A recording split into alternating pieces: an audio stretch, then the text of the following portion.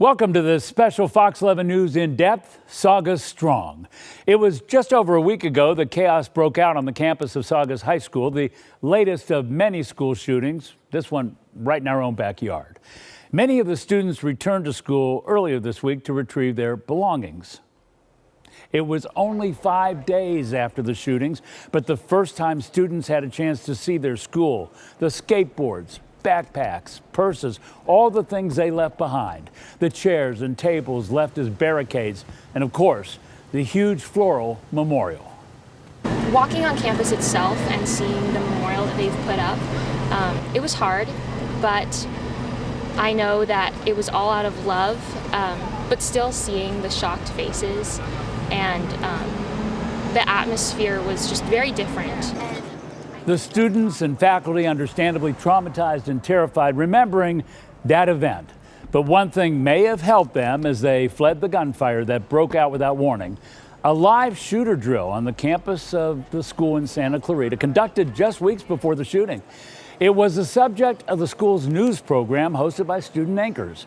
We blurred some of the faces in the video since the students were minors, and we really would like to be sensitive to this situation. If you encounter the shooter, make all attempts to put a solid object between you and the shooter.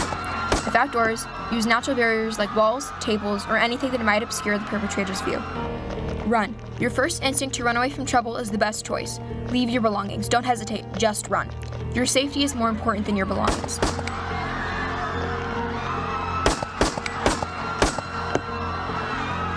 If you can get off campus by any means possible. Climb fences or gates if you have to.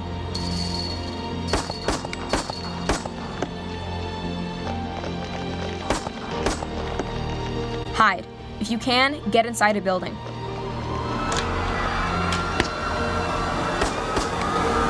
Everyone away from the windows, barricade the door. If you have no way of locking the door, barricade it and hide yourself in case the shooter comes in looking for targets. Once inside, stay away from doors and windows. What are you doing, you idiot? Get away from the window! Fight. As a last resort, fight. Look around you and find an object that can be used as a weapon. Possible objects include fire extinguishers, scissors, shoes, backpacks, chairs, anything that can either incapacitate or slow down the assailant. If you can, attack the shooter or shooters as a group. There is strength in numbers. There's no way to know what the people you're about to meet were feeling that day, but we can guess. Cassie Eckelman is a 17-year-old senior who's on the school swim team and works on the school's yearbook. Her sister Mandy is a sophomore, and she goes to the same school, of course. Then there's Emily CANNIZZARO, who is also 15 and participates in drama at the school, and Abby CANNIZZARO, her sister, she's a senior, and active in the choir. On this sofa where I am, you've got Abby and Emily's mom, KELLEY CANNIZZARO, and David Stradling, a teacher who was in his classroom when the bullets were flying out in the quad. David, I wanted to start with you because when we were talking earlier, you told me that what we saw in that video was exactly what happened on Thursday, November 14th.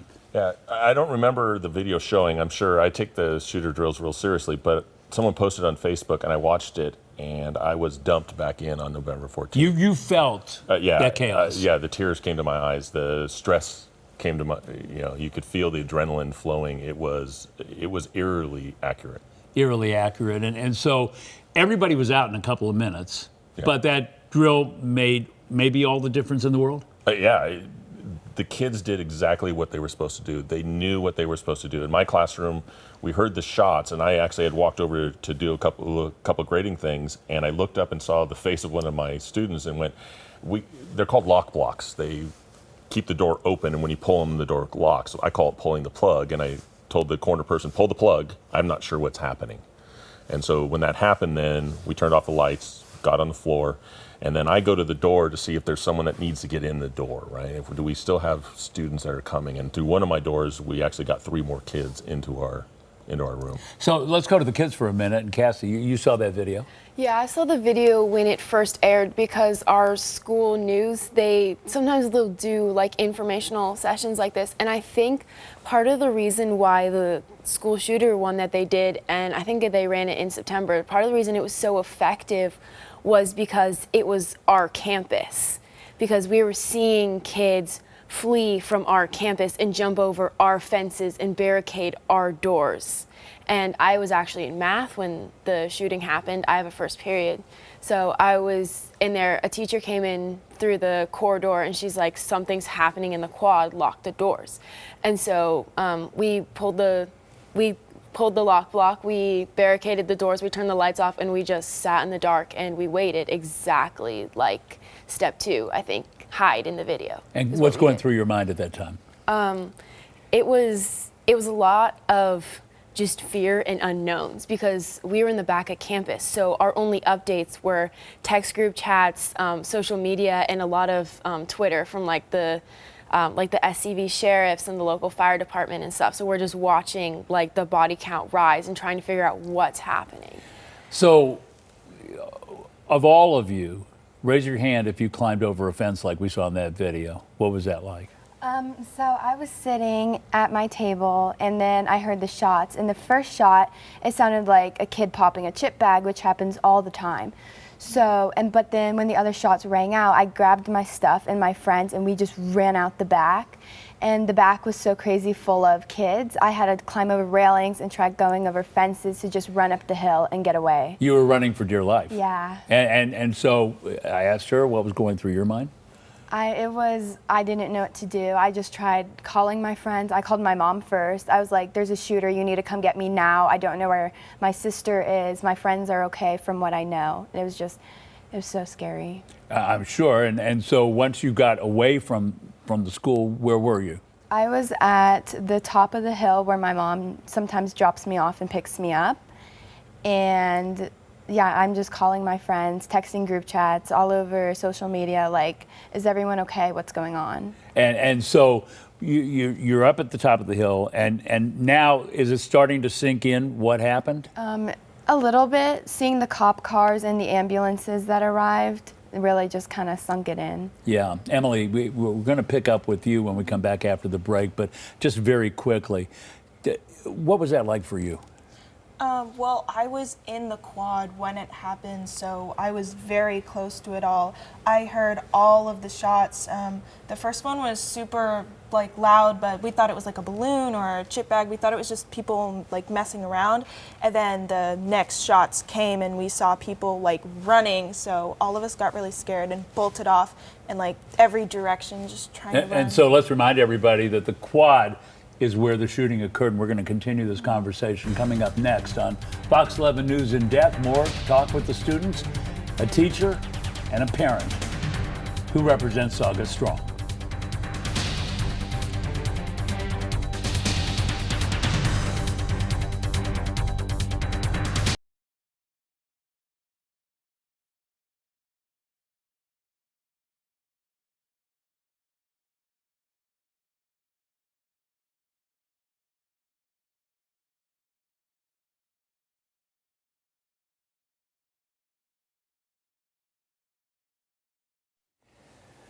Welcome back to Fox 11 News in Depth. We call this edition Saugus Strong, and we're talking to some of the students who were at Saugus High School when this terrible tragedy happened. And I want to go back to Emily CANNIZZARO, and I want to ask you, you were in the quad, you were in the area where the shooting occurred, and you started to describe that, and people running every which way. Please pick that up. Yeah.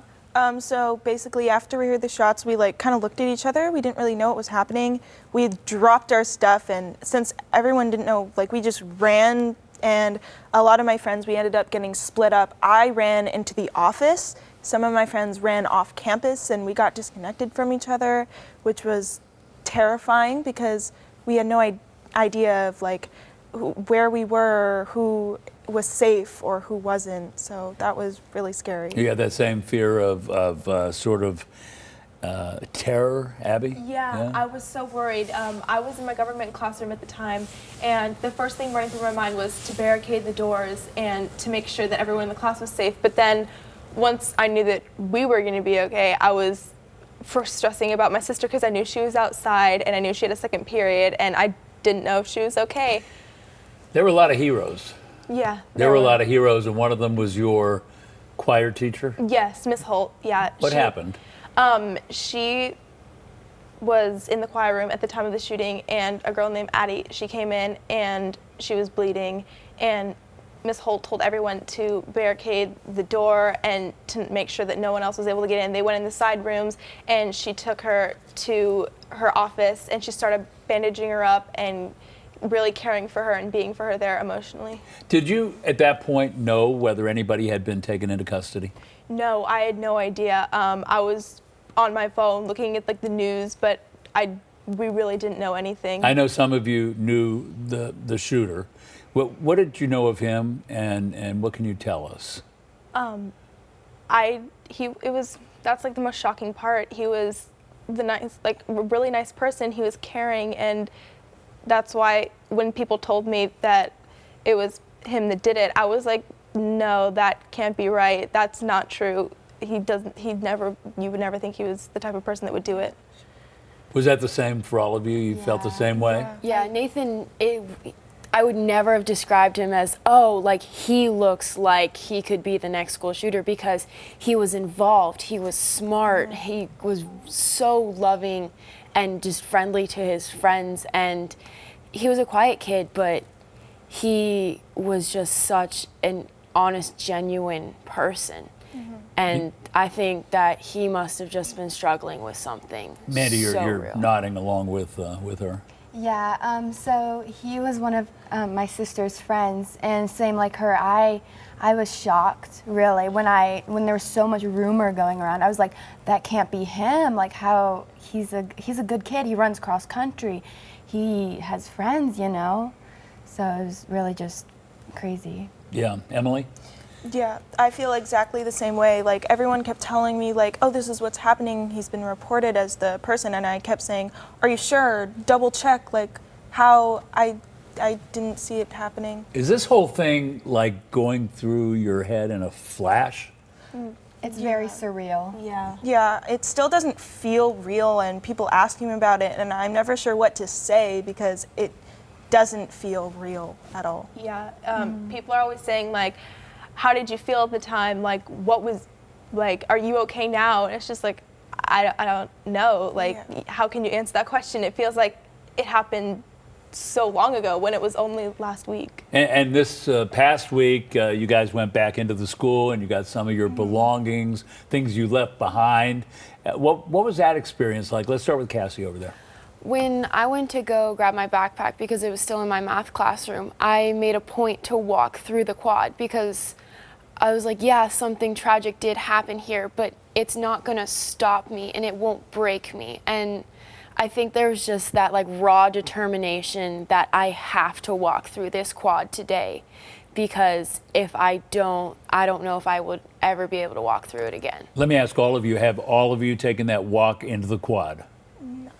No. No. Why? Why? Tell me. Well, when I first got back on campus, the only thing that was racing through my mind was, I need to see my friends. I need to make sure they're okay. I wasn't even thinking about the incident or myself or what happened. I just wanted to see my friends, so I haven't had the chance to really feel for myself yet and work on my feelings. Mandy? I had track practice Tuesday morning, and that was my first time walking onto campus, and I was hesitant, but I saw my friends, my track friends, and we kind of walked in together, and having your support system of your friends is huge. That quad, that's sort of almost like a hard place to walk into the first time. Yeah, it really was, but the Saugus staff made it so much easier. They had music playing, and they had people at every point to be there and hug us, and I think that's really what helped me get through it, because it was really emotional. The music and the hugging. So it's a time of really trying to come together. Yes, it really is. And you're feeling that that's occurring, Cassie? Yeah. Yeah, one of the things is it's really nice seeing all these different groups pull together, because I'm on the swim team and I've hung out with those guys almost every day since Thursday. We actually just had a team breakfast the other day, and I'm pretty sure almost the entire team was there. It was really nice just to be in that sense of community and togetherness, and the feeling that this is hard right now. It's really hard, but we will get through this. And I don't doubt that for a minute. Yeah. I do believe that as you wear your Saugus strong shirts and feeling that sense of strength, right? You are feeling that. Yeah. The sense of community is so strong, especially when you went to the campus and you saw everything that was being put forth for us and like the banners that were held. It was really comforting. I bet it was. I bet it was.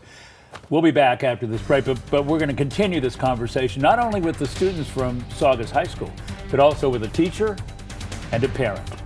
We'll be right back.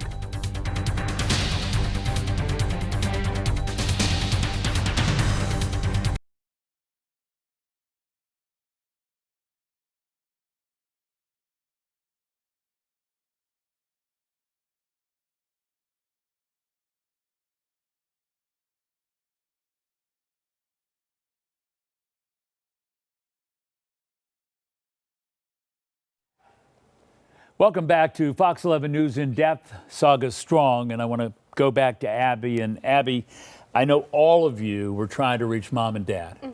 And what was that like for you? It was honestly one of the hardest parts because I was nervous for how she may be feeling, and I was like, wow, like I need to get to her right now, and trying to figure out how she must be feeling, and that was so scary. So should we ask your mom? Yes. Hi, Mom. Hello. How are you feeling? I was terrified. I knew pretty much right away that Abby was okay, but it was about the worst 20 minutes of my life before Emily was able to call me and let me know she was okay. Any of us that are parents would understand that. Yeah, and my heart goes out to those parents who weren't able to get the phone call that I got. Was the heart racing? Yes, and my fingers went numb, and I don't know how I got to work. And as you look back on that now, you've had a chance to absorb it, think about it. I'm touched by our community, and I'm thankful for the way the staff and the students and the first responders all work together to make it the best it could be in such a horrible situation. Did you think the teachers got right to it? Yes, I felt from the very beginning that I thought that the students and the teachers knew exactly what to do, and I'm very proud of them. One of those teachers is David Stradling, and what was it? So you were in your classroom in the morning. It's a biology, marine studies classroom. You were doing marine study at the time, studies. yeah. And so take me from the time this all goes down. So grades were due, and I'd sent the kids out to do kind of a project. They were at their desk doing a project. I went over to put in some late work, and just as I sat down, I heard a pop. Again, I have my own little pod area where the choir actually will come in and sing. It has great acoustics. So people, if they jump on a bag or a milk carton or something, it pops. So it's not that big a deal. It was then the repetitive pops after that. And I remember specifically looking at a specific student and going, oh no, there's something happening and I don't know what it is. And unfortunately, once we lock ourselves in, there's no information coming to us. Right, so you block the doors, you lock yourself in, and you don't know. We don't know. And so now it's my room is safe. The only windows in my room are over 8 feet tall. They're way up, so you can't get through my door. You can't shoot through it. You can't. So I'm not concerned that someone can breach my door. I'm okay with that, but I still have 28 kids that I have to figure out, hey, if someone is trying to get in, what are we going to do? Now, I know there have been emotional moments, and I know there have been moments in which you've had to become a dad for a lot of people all of a sudden. And but let me take you in a different direction. Let me ask you, having been one of these few schools in the United States that have had an experience like that, what do we learn from it? Where do we go forward from here? It can happen to you. And if you don't prepare, it'll be worse. Are you getting a little emotional? A little bit. Yeah. It's the emotion sometimes during the time I'm on. So I have a job to do, and so I don't have time for emotions, and you have to stuff those down because you have to make sure that your kids are safe. You have to prepare them for what's coming, right? Once we knew the shooter was down, okay, at some point they're going to come get us. Here's what you need to know, right? You got to have your hands in the air. They're going to be mad and stressed. You can't do dumb things. You have to follow directions the first time. I need you to get your cell phones, your IDs, and your keys, because the rest can stay behind, but those things you're going to need at some point, and we had enough time that we were able to. And then we got to get them back reunited with their parents. And I happen to be the youth director. These 4 are here, and so I'm texting trying to find out who's okay. Well, some people's phones are broken. Some people left their phones behind, and now I can't get hold of them. Who and are you're we worried. missing? I'm worried. So sad as it is, one of the students that died was one of your students. Yes. Thoughts? Life has changed. Talked to some students today. Brought them in. How do we memorialize this student? What is appropriate? What's not? What do you think would happen? Because their perspective and my perspective may not be the same. And so it's important that I get what I can do for them that will help them recover from this to move on. How will it be for the students coming back to school and trying to get school back in motion? Monday, the teachers came back and we went through some things which allowed us to be stronger for Tuesday when we first saw the kids come back and get their stuff. The ones that have come, I think it's helpful to start that healing process. We're about to go on a week-long break, which means for the holidays. For the holidays, yeah. If they aren't there, it's going to be 2 weeks, and normal is a new thing for It's not what it used to be. But when we come back on the 2nd, it's going to be an emotional day. It's going to be an emotional day, and no doubt it's going to be that way for a while. Saugus Strong, our Fox 11 News in depth this week. We'll be right back.